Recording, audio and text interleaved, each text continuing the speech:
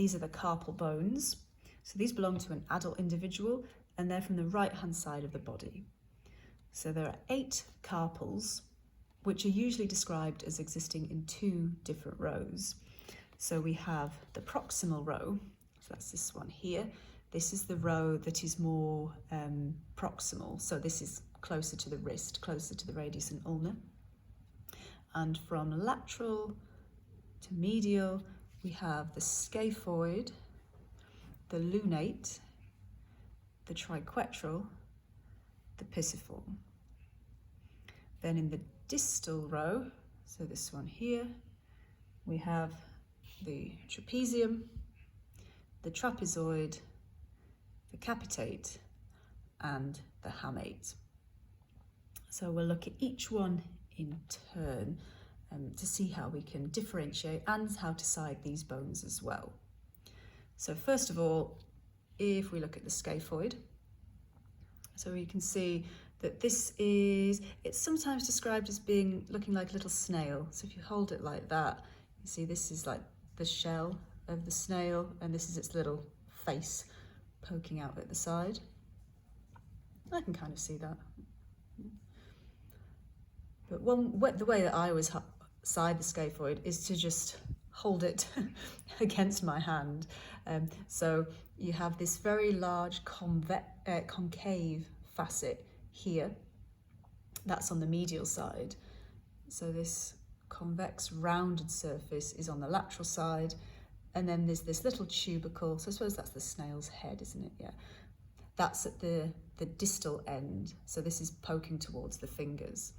So the tubercle should be distal and lateral. So if you hold it against your hand, so it's distal, so yeah, close to the fingers, and it's lateral, closer to the side, so we can tell that that is a right. Because if we try it on the left, that just doesn't work. And it looks wrong as well in your hand, like when you're holding it against it, you can see that that's not the shape your hand makes. Whereas when it's on the right hand side, it would tuck in nicely. So tubercle, distal and lateral. For the lunate, so this is the next one, called because it looks like a little half moon, I suppose, if we look at it like this. So ways to side this one. So again, we have a concave sweeping facet on one side of the bone, which is quite distinct. And then this sort of projection poking up, there's a facet along here.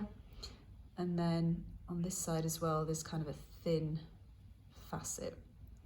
So what you want to do is put the concave facet, so it's best to do this on a table actually, so let's have a look.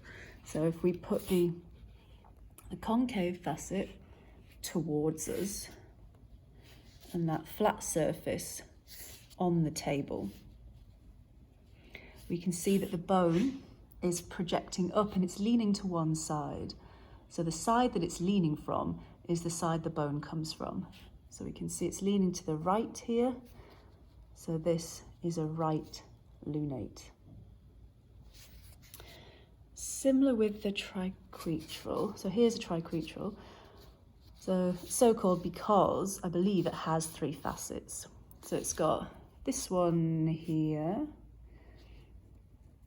this little kind of round one on one side, and then this large one which makes up the whole surface of one side of the bone. So to side this one, you want to find that big, large facet, put it down on the table, and you want that other facet, so this kind of semicircular shaped facet, you want that one facing towards you. And then the final facet will be on the side of the bone that it comes from. So we've got big facet on the table, D-shaped facet towards us. Where's the other facet? Here it is on the right hand side of the bone, so we know that this comes from the right side of the body.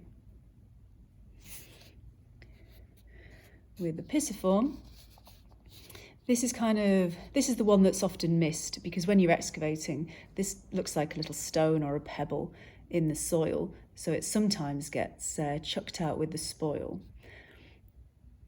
But it's actually got one facet here where it articulates with the triquetral. For siding, apparently if you hold the facet towards you with the bulk of the bone upwards, there is a groove on one side of the facet. I can't really see a groove on this individual, and it doesn't work all the time, even if there is a groove. But I would suggest that instead of trying to side the pisiform, you could go out and live your life, see some friends, read a book, cook yourself something nice for dinner, and don't worry about it.